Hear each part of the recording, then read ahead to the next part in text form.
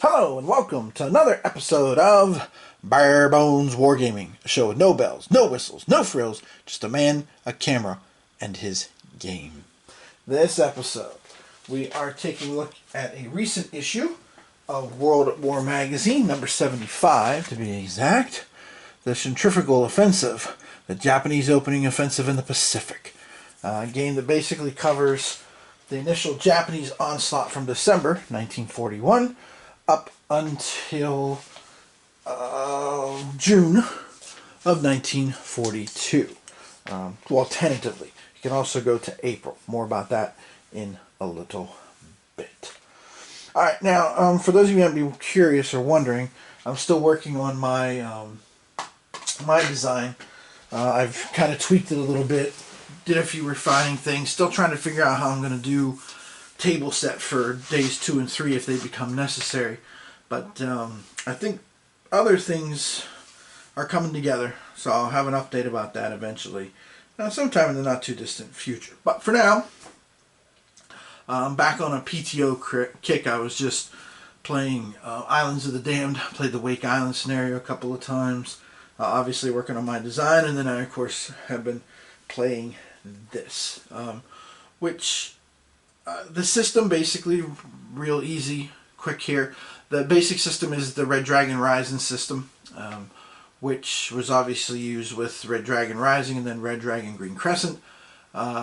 It was tried with Invasion Norway and Central Pacific campaign, and I don't think it worked there because this is very much a strategic system, and those were operational settings. But now we're back to strategic, as you can see here from the map. This is the entire area except for China included here on this, all the Pacific into Burma and India. And I think it works here again. And I also think some refinements were made, some changes were made by Joe Miranda that I think also help it work as well. Alright, so let's get to it. We begin with the initial Japanese onslaught, and at the beginning of each turn you're going to draw event markers for Japan, or at least an event marker. Now you start the game with this one. This is the AI operation, which is basically the Pearl Harbor raid. Okay. Now the event markers will give you extra operations. Every single turn, the Japanese player, this is a solitaire game, you will get action points that you can turn into operations. Logistical things, land, sea, air, and also combined operations too. So it's very much like that in the sense of RDR, because like as you can see here from the rule book, so you got your list of naval actions, which you can do. You got your actions here that you can do for G1, which is personnel. Okay, all that kind of stuff that you have as options here. Okay, all right. Now for me, at the beginning of the game here, there's a couple different ways you can go. I'm trying something a little different. One of the big choices you have to make, though, is what you're going to do with the Keto Butai. Now, if you want to, you can start by putting a force over here just outside of Pearl Harbor and try to attack. However, you have to deploy that before you find out what the U.S. forces are at Pearl Harbor. There's some that you randomly place, and then there's some that start the game off board, if you will. Okay, so my initial focus here is going to be basically, one thing I've learned with trying to do this, and historically it matches, is that the Philippines are a big pain in the dupa. You know, it's kind of funny because geographically they're right there in the middle, but they are a huge pain. It does take a lot of resources, and you don't have that kind of time to do that, because you only get so many actions per turn. Alright, so what I'm going to do here is I'm going to come up with a couple of different plans here. One of my plans is to push from Rabaul down to Port Moresby. I'm going to come across with this force here into Borneo, and then I've got these two forces here. One force whose job is going to be come down here to the Dutch East Indies, better known as Indonesia today, and then the other one I will begin the Philippine campaign because I want to tie them down. I also have sufficient amount of land forces here in Indochina so that I can drive into Burma, but also come down and try to capture Singapore from the land side, which of course is what historically happened basically as well. Alright, so we'll get going here. So the opening, I have this marker right away. Now this particular marker gives me 2 extra actions if I want to use them over here on the Central Pacific axis, which basically means if you don't do the Pearl Harbor raid, then it's kind of a waste. Okay? Alright, so let me dip into the event bin here and see what other event marker I draw. Okay, so I have drawn Operation J. Now, Operation J, according to the rule book here, Operation J is you can keep these until you want to play them, so you don't have to play them right away. It's your choice, unless it says otherwise. So I can make one additional ground or air operation, and then it tells you what to do with them afterwards. So once this is done, this one's going to be discarded. Some are returned to the event bin, depending on what it is. Okay, so if I want, I can have one extra air and ground or ground assault this turn. So we're ready here, and we have 1941. The Japanese base actions are 4, so we've got that ready to roll, plus these extra actions if I want them with this. Okay, so once you've figured out the actions, and you get extra actions for different things, capturing certain spaces and such. We'll talk about that more as we go along here. But the AI operation, so I can go ahead and conduct 2 additional naval or combined actions on the Central Pacific axis. So I mean, technically, if you wanted to, you could start the game by setting up forces in the Japanese home islands and actually invading Midway if you felt like doing that, because that's on the central axis. As you can see, there's numbers here, 1, 2, 3, 4, 5, 6, and each one of these runs along a particular route. These dash lines in between, you can move side to side, but it costs extra movement points. You have to kind of keep that in mind with that. Okay? Alright, so I will go ahead and I will unleash the Pearl Harbor Assault. Now, on the first turn, Japan, because of course of historically what happened, the shock effect, if you will, okay, I can move through spaces. Naval units can move through Allied spaces without causing any kind of reaction. I also win all ties on our tactical edge. I always win the tactical edge. More about that when we do battles here in a little bit. And then there is no reaction. Now, reaction, if you take a look down here at Port Moresby, there's a reaction roll here, a 1 and a 2 is what you need to cause the Allies would react. Over here in the Coral Sea, it's a 1 through 4. Okay, over here in Midway, it's 1 through 4. So that's the reaction things, okay? And the system, of course, the AI controls the Allies. Alright, so I've got these 2 extra actions. So my first action, I'm going to sail my way over here to Pearl Harbor for 1, and I'm going to spend the second action by launching a carrier strike. Now, particularly in carrier strike, the only units that can fight back are air units and other carrier units. But in combat, whoever has a tactical edge gets to roll and do their damage first. So we're going to do a carrier airstrike on them there. Yeah, enemy air and carrier units are the only ones that can do that. Okay. Now, the units in the game here. Let me see who's a good one. Let's just zoom in here on the Paulus here for a second. We're actually, let's do Truk, because Truk was the big Japanese base in the Central Pacific. Okay. Now, if you look here at the Honshu, the CVL there, okay, this is very much, again, like Red Dragon Rising. You have a ground combat factor, an air one, a sub, and a surface. Or I like to say Ga, Sub, Sur, to help me remember which is which, okay? You have the 4 different phases of each battle that you go through when the sides fight. You have your air phase, then your surface phase, then your sub phase, and then you have the ground combat after that, okay? So, each one of these sub-phases, whoever has the tactical edge gets to fire first and apply damage before the other side gets to do it. So you also have to kind of keep that in mind as well, too. Okay? So each unit you can see here, whether it's a land unit or these base units, they all have the 4 numbers there, or of course the possibility. The middle number, like you see in this Marine unit, is their movement ability. Okay? Alright, so we're going to go ahead and we're going to go up here to Pearl Harbor and see what we can find, what kind of carrier forces there may be from the U.S. fleet to deal with the Kirubutai, which of course in the game here, the Kirubutai is represented, each carrier group is represented by 1 counter. So like the Kaga and the Kagi are one group, Shikoku and Zuikaku, etc. Okay. Now, fortunately, here at Pearl Harbor, I managed to catch the carrier group Lexington and Yorktown, both in port, and I also managed to catch one of the battleships, the battleship Arizona, and I forget off the top of my head what the sister ship is. They do list it here in the rule book. Where is it? Americans, USA. Oh, actually, it represents 3: Arizona, Nevada, and the Pennsylvania. So I caught all of them in dry dock as well. Now, normally you'd have to roll a die to see who gets the tactical edge, but we don't have to do that here because Japan automatically gets them right off the bat. Okay, so here we go. Here's our battle that we've got here. Okay, and now we're going to do anti-air first. Okay, so our anti-air values will be used, which is the right-hand number. Okay, so I've got 1 5 and 2 4s to use against U.S. air units. All right, so, and to hit, you need that number or less. So, 5 or less for the Kaga and the Akagi. Ooh, cut that a little close. That was a 5. And then for the Hiryu, Soryu, and Shikoku and Zuikaku, we've got Snake Eyes. Perfect, as Eartha Kitt would say.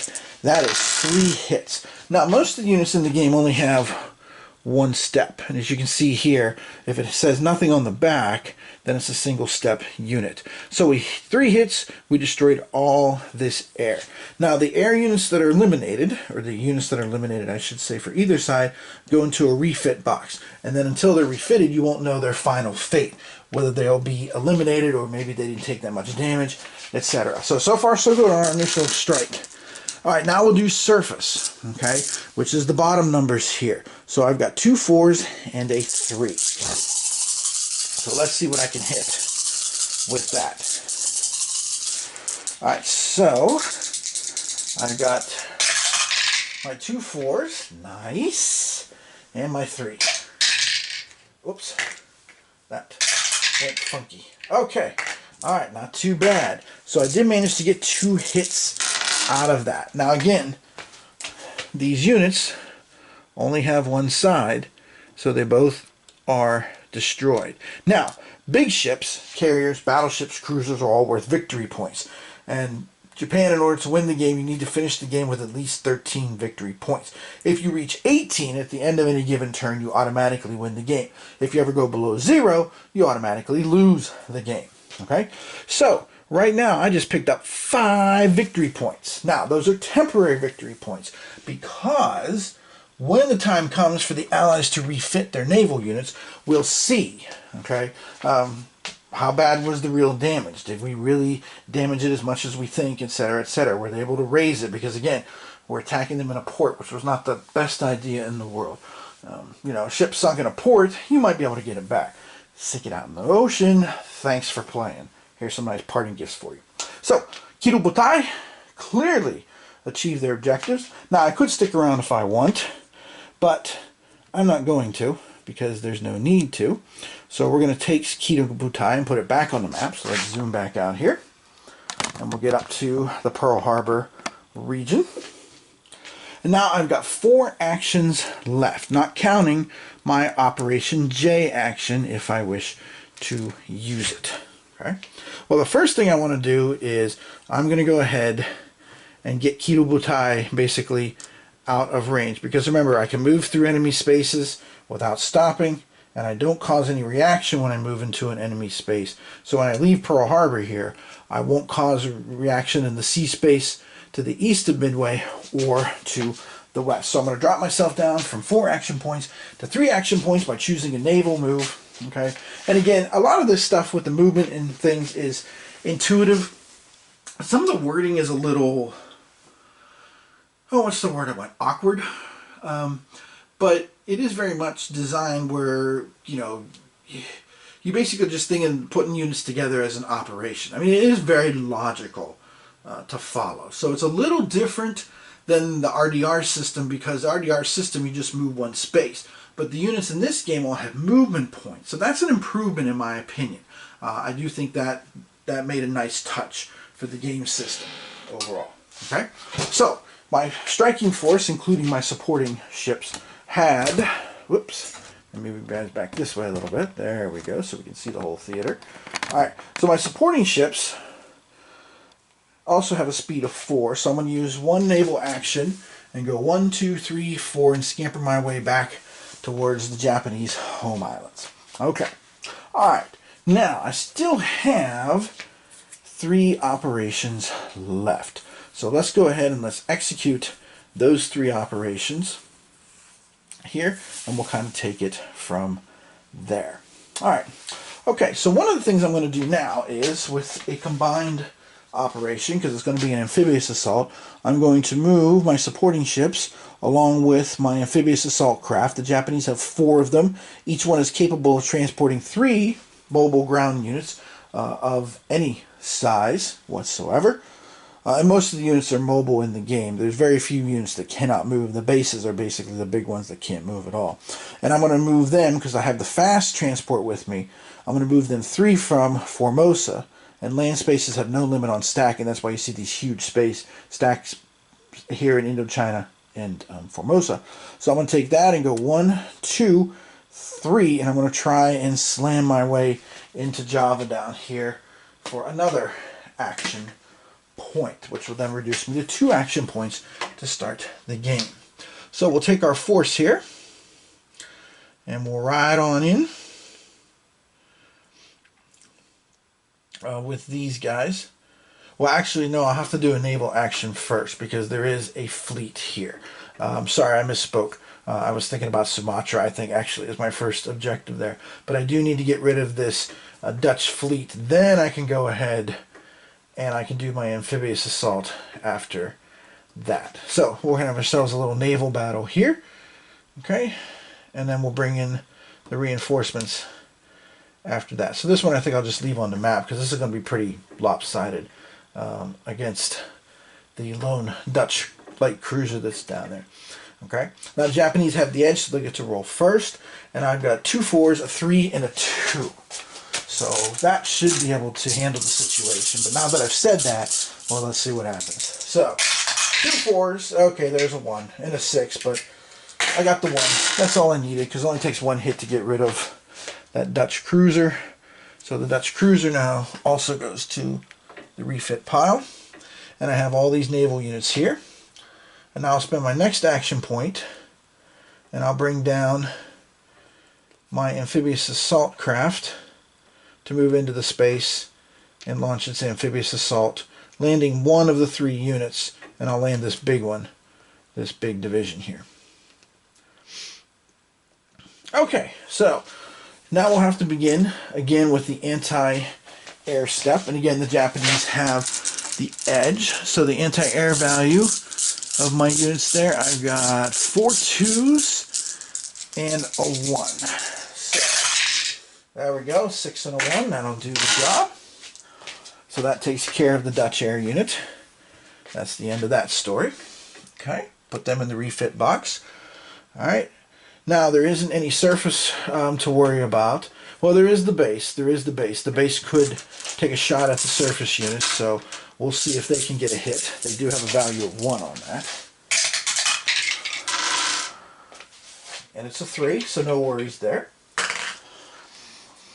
There's no submarines to worry about, so now I have the ground phase here. So any units here that have the ground number, I can go ahead and get support from them. So I've got a 2 and 3 1s for my ship, so we'll start with them. Alright, so we'll start with my big old battleship, needing 2 or less. Ah, it's a 3. Shoot, I just missed. Alright, let me try my 3 1s. Oh, we got 1 of them, so okay, that's good, that's good. That's a hit on an enemy land unit.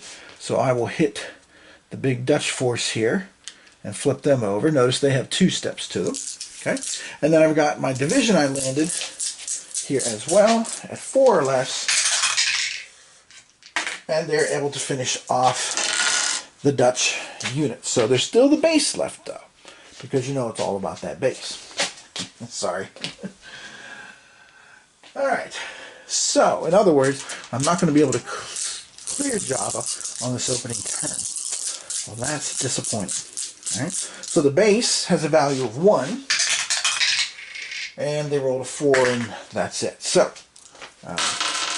no luck there with that. All right. So unfortunately, I still am going to have to find a way to capture Java. That's not over yet. And I do have my Amphibious Assault force there too. Alright, so I've got one more action point left.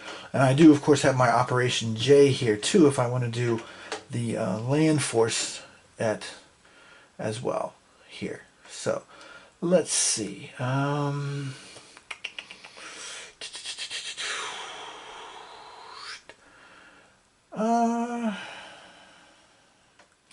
Let's go ahead and as part of this opening turn, let me go ahead and I'll activate these guys over here from the Paulus Islands. Oh, shoot, I forgot. The air units. I should have been able to bring air units down from Indochina. I bet they were within range. Yep. I forgot my air units on Java. That was dumb. Because they are in range up here in Indochina. I have somebody, 1, 2, 3. Yeah, I've got units over here. Why did I forget my air units? Alright, well, too bad for that. But I'm going to go ahead and use these guys and try to attack Borneo, I think, here next from Paulus Islands and try and grab that spot there. Alright. So I have the transport. Now, granted, I don't have any surface ships protecting them, so that's a little risky. But there's no naval units there. And I can use these 2 air units here to come in and support this attack at Borneo. So that'll leave me with no actions left here in this opening turn. So, what a stupid blunder I made not adding that air unit to it. Okay. That's the problem. Sometimes you get carried away and you get excited and you forget things. Yeah. Alright. So I will land one of these units here. Let's see. Which one should I land? Let's land this one, the kind of medium-sized one. And then we have our air support. The base, of course, does have an anti-air value. So let's see if they can inflict any damage. Nope, they rolled a 6, so that's no big deal. They don't have a surface value. Alright, so I've got 2 air units with a 2 and a 3 value. So 3 or less. Oops, they missed. 6. 2 or less. Oh, 3. Uh-oh. It's up to that brigade or division. What is that, a division? It's a division. They did the job. They scored a 1. So that destroys the Allied base.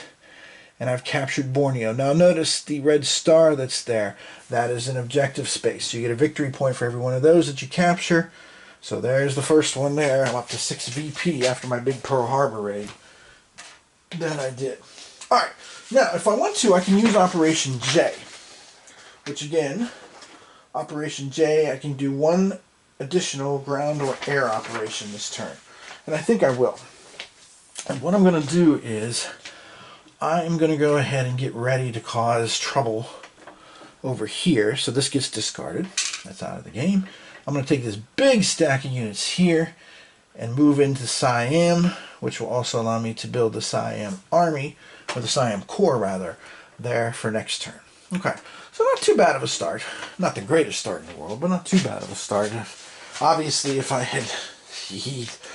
had remembered my air units from Indochina, more than likely Java would have fallen. But this time around, no such luck for me. So hopefully I'll be more successful with other things here. Okay. All right. So now it's time for the Allies to take their shot at things. So, Allied Naval Return. Now this is the part where Allied units that are on the map return to the Fleet Reserve. Okay, so if they're not Japanese units in the same space, and they exist except for the Far Eastern Force way over here in Ceylon, then they go into the Fleet Reserve. Now the Fleet Reserve, there's a space over here on the map, you can see in blue. I use this cup because it basically accomplishes the same thing, and you know, I just like doing it that way. So, let's see. Well, unfortunately, that means that the big British Force Z, which of course was sunk by the Japanese, is eligible. Since I did not engage Manila, The U.S. naval units will be able to pull back from there. And then, of course, the units that are over at Pearl Harbor will end up going into there too. Because basically what happens with all these forces is this becomes the Allied counterattack, forces that are going to be used here in the course of the game. Okay, so they all go into the Fleet Reserve. Whoops, and there's one more down here. And there they are. Okay, all right. Allied reinforcements. Now, the turn chart tells you how many Allied reinforcements die rolls to make. You make, this case, you make one, and that's how many units you draw from the cup. I only draw one. Okay, so that's pretty easy. Alright, so only one unit from the cup. And let's see, I drew an airplane. Okay, so now, depending on what the force is, if it's a naval unit, it goes into the Naval Reserve. So, of course, then it can be deployed for operations. Everybody else, you got this reinforcement table that you need to roll on to figure out where they go. So this is a U.S. air unit, so it could go anywhere from North Australia to New Hebrides to Midway to the Aleutians to Pearl Harbor. Let's find out where it's going.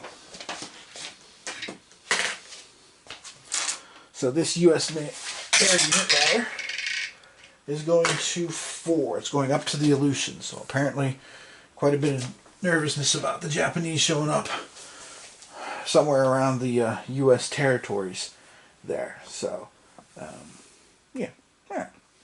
So that's our reinforcement phase for the Allied side, I should say, because of course it's not just the U.S. There's other folks here fighting along as well too. Okay, now event and action execution. Okay, now the U.S. and its allies, everything is conducted by these markers. So you pull however many it says. It says 1. So I'm going to reach in this cup, pull out 1. And let's see what I pull. I have pulled, I've pulled an Allied naval raid. Okay, so we just follow what it says here in the book. What do we do with an Allied naval raid? All right, Allied naval raid. Roll 1 die. Okay, so we're going to do that. And it is a 2. Randomly pick that many units for the Naval Reserve. So we're going to pull 2 units. We're going to pull a U.S. sub and a, I think, Canadian cruiser. Or it might be a British cruiser. Okay, and then you got to find out where they're headed to. So once you know how many units there are, then we're going to roll again on the bottom table that I showed you a little bit ago and find out where that naval raid is going to be. So let's see. It's a 6. So the naval raid is headed for the Marshalls. Okay. So we'll put them in that space to cause some trouble there. And of course, if you know about the Pacific War, the U.S. carrier raids at the beginning of the war, Marshalls was one of the places that was hit early on. Yeah, okay. Now, again, depending on what the directions say with the marker, this particular one, the naval raid, it says to return. So we're going to put it back into the pool so it's ready for next turn. Okay.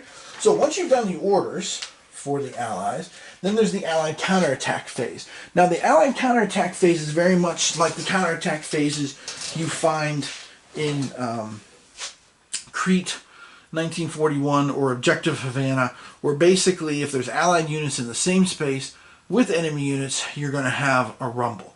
Okay. In this particular case, we don't have that many, and it has to be units, not bases. So down here in Java, this base will not attempt to fight back, which is probably for the best because it probably would get destroyed. It will just sit still and wait for the Japanese to attack in January of 42. However, our raid is going to go down, which unfortunately for the Allies, there's a sub there, which is not much help there.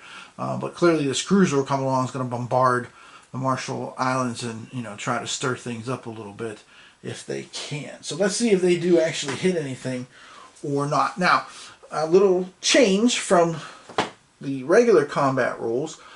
When the Japanese attack, you roll a die to find out who has the edge. But when the Allies execute one of their operations, they always get to shoot first. Now, that might seem a little odd, and quite frankly, I think, having played the game now, this is my 4th or 5th time, I think that's basically a balancing thing. Because, of course, you know, unlike a person, you know, the AI doesn't plan everything out. You know, because, I mean, clearly, you know, maybe, you know, those transports at Borneo, if you could find a way to get after that transport at Borneo, especially with the remaining U.S. carrier group of the Enterprise in Saratoga, I mean, obviously you would get over there and try to sink that sucker and get rid of those units. But that, of course, is not the case here at all. So, yeah. So that's not happening here. So I think that's part of the reason that rule exists. All right, so we'll go ahead and there's no surface. Well, no, that's not true. The base does have a surface option here. So let's see. They'll get to shoot first because, again, you do it by different levels. But they missed. It's a 6. They were way off base. And now this cruiser, this Canadian cruiser, will attempt to get a 1 and try to hit one of the units there in the marshal. And it's a 6 also, so nothing doing there. So no harm, no foul, just a bunch of stuff flying around and a lot of much ado about nothing. There we go. Shakespeare said it best, I guess, when you talk about that way. All right, so if there was Allied air units that moved, you would send them home. And now the Allied refit phase. Okay, so now we're going to take all the units that are up here in the box, basically all the eliminated units is what this amounts to, and then we're going to roll a die and find out its ultimate fate. What happened to each and every one of these units that were in the refit box? Okay. All right. Excuse me. What I like to do is I like to roll for each group here. So let's see what we get. So we get a 2 for the Dutch air unit. We get, for one of the U.S. units destroyed at Pearl Harbor, we get a 3. Another one is a 1. The last one is also a 1. Okay. Naval units, the Dutch light cruiser is a 2. The American aircraft carrier, which is a very important one there, is a 2. And the battleship group is also a 2. And last but not least, we have the Dutch Army down there. Whew, a lot of low die rolls. This is not good. Low is not good for the Allies. Okay, so air units. Okay, and we check out our chart here. So any 1s or 2s, eliminate them permanently. So say goodbye to all these guys. They are permanently out of the game. Now, not a big deal. I mean, unless, of course, you're those guys, because it doesn't cost you victory points. Now, the 3 that was rolled, and we check the chart up here, and, of course, you know, since it's a magazine game, there's lots of charts on the map. Okay, they go to the reinforcement pool. So we're going to take this American air unit, and we're going to pop it into the reinforcement cup for 1942. All right, the naval ships here. Now, the naval ships are broken down. Carriers, 1, 2, or 3, gone. Well, the Lexington and Yorktown are a 2, so we did a number on them, which is good, because if they had gone either to the reinforcement pool or to the fleet reserve, then we would have lost those victory points. So we would have fallen from 6 to 3 victory points, but we got to keep them because that didn't happen. Okay. Now, other naval units, because basically it's divided by carrier, submarine, and other naval. 1s or 2s, eliminate them too, so we don't have to get back those battleship VP either. Awesome. So this has been a good initial onslaught. And then the ground unit, 1, 2, or 3 is permanently eliminated. So as you can see, the Allies did not do a good job of rolling for their refitting. Ouch. Okay, not a good start for the Allies, which of course is historically accurate, as we all know. All right. At the last step of the refit phase, what you're going to do then is you're going to roll for any Allied bases that are not at a level 4, like Pearl Harbor is already at a level 4, that are outside the Japanese initial objective line, which is this red line through here. You're going to roll for each base outside of that objective line. Any 6s you roll will increase that base strength by 1. Okay, so as you can see, there's not a big chance of it, but if it happens, it can put a bit of a crimp on your plans. So we'll start up here in the rear face. 4. Midway. 2. Let's head down here to Samoa. 4. And New Hebrides. 4. And Port Moresby. 1. North Australia.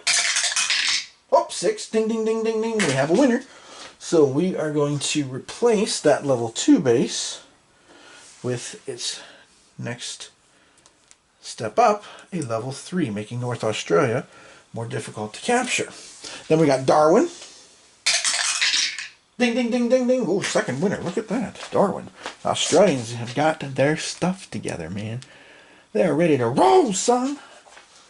Alright. And then the only other ones outside of the initial Japanese onslaught perimeter is, of course, India. The box that represents the bulk of India. That's a 2. And then Ceylon, which is a 5. We'll almost build it up, but not quite. Alright. So we're done there. Now, last thing we do is the Japanese victory phase. Now, the victory fever phase, which of course there's been a lot of discussion in history books and stuff about Japanese victory fever. Basically what you're going to do is you're going to roll 3 dice at the end of every turn and compare it with the current number of victory points you have. If your total is higher than your VP, then you just keep going on normally. Victory fever has not kicked in. But if the sum of the 3 dice is equal to or less than the current victory points you have, then victory fever kicks in, which is a double-edged sword. You will get more operations, you get more action points each turn, but that also means the game will be extended. Instead of stopping in April after 5 turns, it will extend into June. And of course, we all know how May and June ended for the Empire of Japan in 1942. So let's find out. I only have 6 victory points, so that should be pretty good. Now that I said that, you know what's going to happen. These 2 dice, I'm going to roll 4. Now I rolled a 13, so no worries there. Okay. Alright. Now we're on to the next turn, January of 1942. Okay. So that's one full turn. Quite frankly, once you get the hang of this game, it does play pretty quick. It moves pretty fast. The big thing is that, I guess, is, how should I put this? Don't overthink the actions, because there are the whole list of actions there. There's a lot of things you can do, but at the same time, again, you kind of have to look at this as being very intuitive. This is not the kind of thing where you want to be a lawyer, so to speak. Or maybe a better way of putting it is to think about the spirit of the law rather than the rule. You know, the actual precise wording, if you will. Okay? So, let me go ahead and draw my event marker, because I get one every single turn. Let's see if I can come up with something here. Operation R. I don't think I've ever drawn that in any of my games. Let's see what Operation R is. R, that's how it decodes. Wing Attack Plan R. Did you say Wing Attack Plan R?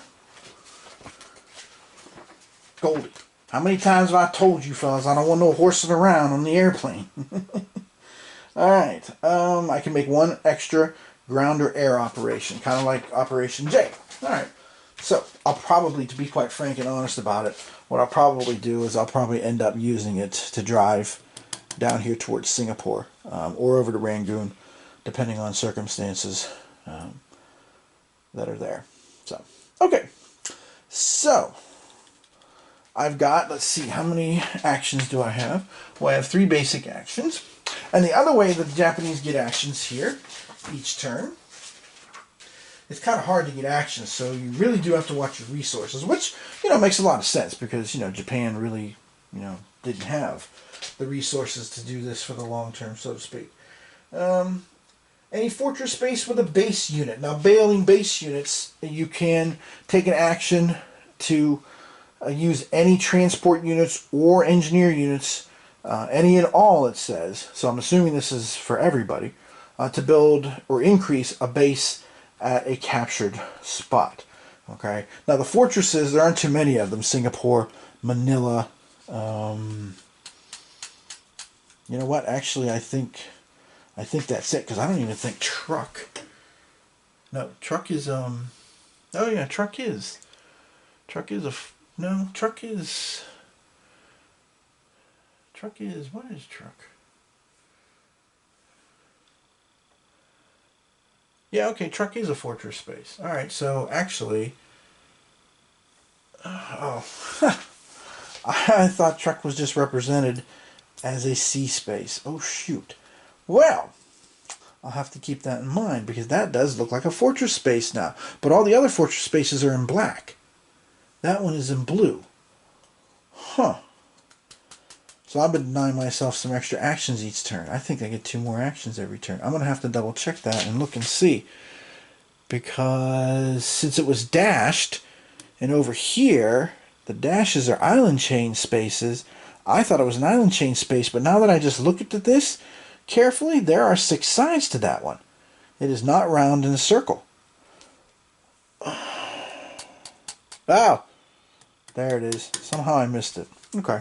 Well, hey, look, my stupidity is your benefit because you won't do the same stupid things I did. Alright, well this is good because that means 2 extra action points every single turn. Alright. Well, that's good to know. Alright, well, a happy thought. I've got 5 then for that because I do have a base at Truk. And no victory fever. And of course, then I can always use my markers. Okay, because some of the event markers, depending on what they are. Well, to quote Robin Williams in Aladdin, well, I feel sheepish. Alright, you bad boys. Talking to the allies here, no more freebies. You know, I should have known better. I should have looked at that more carefully. You know, hey, I think we all have things like this. And quite frankly, you know, I don't mind. It doesn't matter. You know, life's too short to worry about making some silly mistake and then suddenly realizing, you're like, oh shoot, I should have been doing this. You know, like them old dumb commercials, I could have had a V8. That would have been helpful with Java now, wouldn't it have? Yeah, it would have. Okay. Alright. So, on that happy thought, I'm not sure if there's anything else I really can show you here other than to show you more of the playthrough. But that's, you know, that's a possible opening move. As you can see now, I've kind of got the Philippines rather isolated, but the Philippines takes some work, man. It takes a lot of work to bring down the Philippines. That ain't no joke. So, well, that definitely will change my strategy for next game. Alright, well, like I said,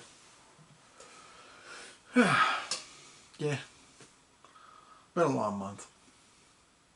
Alright, well there you go. There's the basic format of the game, how it works. Again, you know, look at the actions that you have available to you.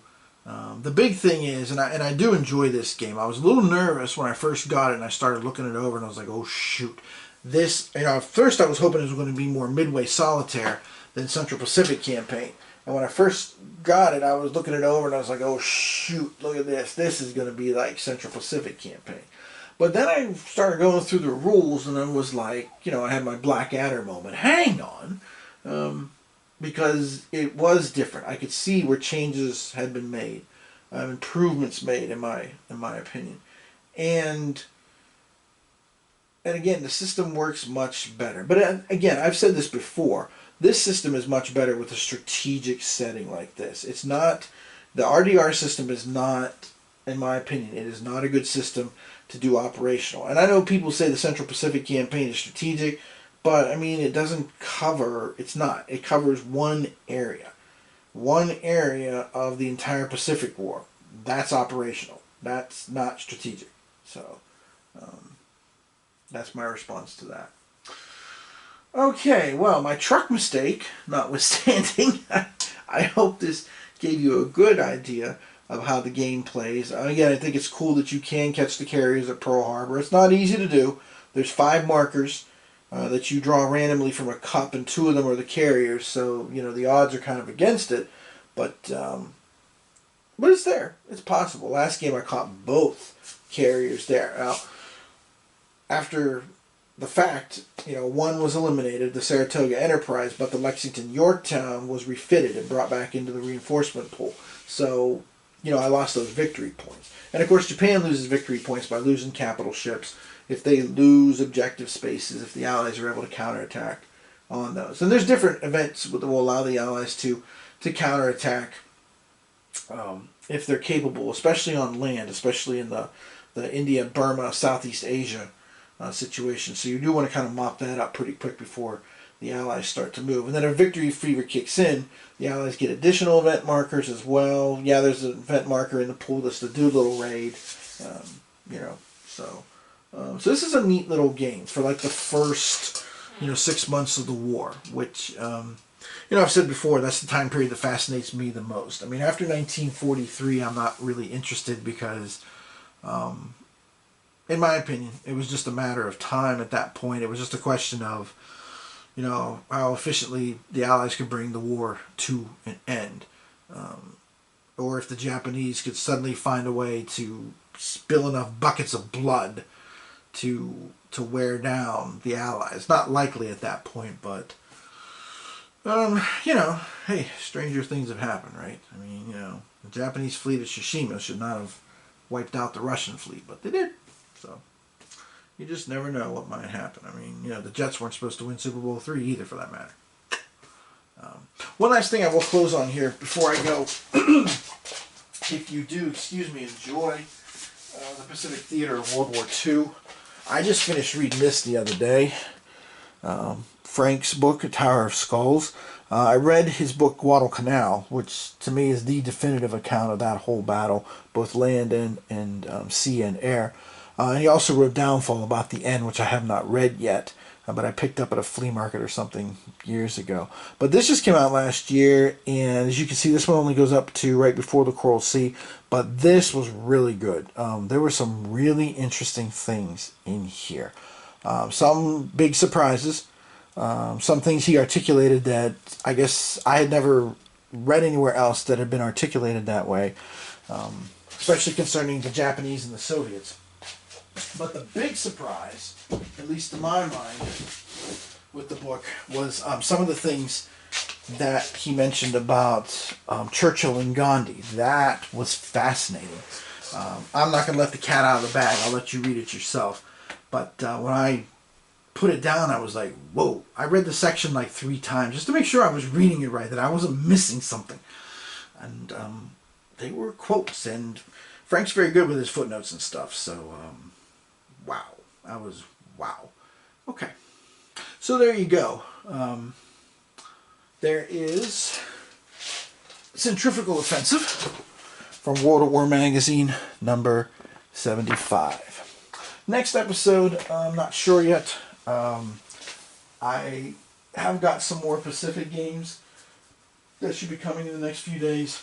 I also went back and picked up an old favorite that I got rid of that, you know, now I'm kind of like, I should have that back, and it's not very expensive. It's the old SPI Tito game. If you're familiar with that, you know what I'm talking about. If not, well, I'll probably do a video on it, so you're in for a treat if you don't know what I'm talking about. So that's where we stand here at the Bare Bones Wargaming headquarters. So this is Tim Korchnoi from Bare Bones Wargaming, saying don't be a bonehead and forget that Truk is a fortress space. Oy vey. So you don't cheat yourself out of action points in your initial onslaught of the game. Wow. Wow. Like I said, it's the dashed lines. The dashed lines kind of threw me off, and I just was thinking, you know, I looked all around the map here, you know, Gilbert's and you know, Gilberts and Solomons and Timor. I mean, you know, they're all, you know, the Marianas, Wake, it's all dashed. So dashed, oh, dashed are island chain spaces. I mean, I knew Truk was a huge naval base, but, I mean, I guess whether it was a fortress or not, I guess you could discuss. Obviously, you know, yeah. Okay, anyway, so, like I said, do yourself a favor. Don't forget Truk for the win. Alright, again, I'll see you next time, probably from a PTO game, maybe even an update of my own game. I don't know yet. We'll have to wait and see. But, because I've got a World at War coming, and the old GDW Pearl Harbor game coming, and what is the other one I picked up? I picked up a third game. I forget what the third one is off the top of my head. So, but, anyway, okay, as always, thanks for watching, and I'll see you next time.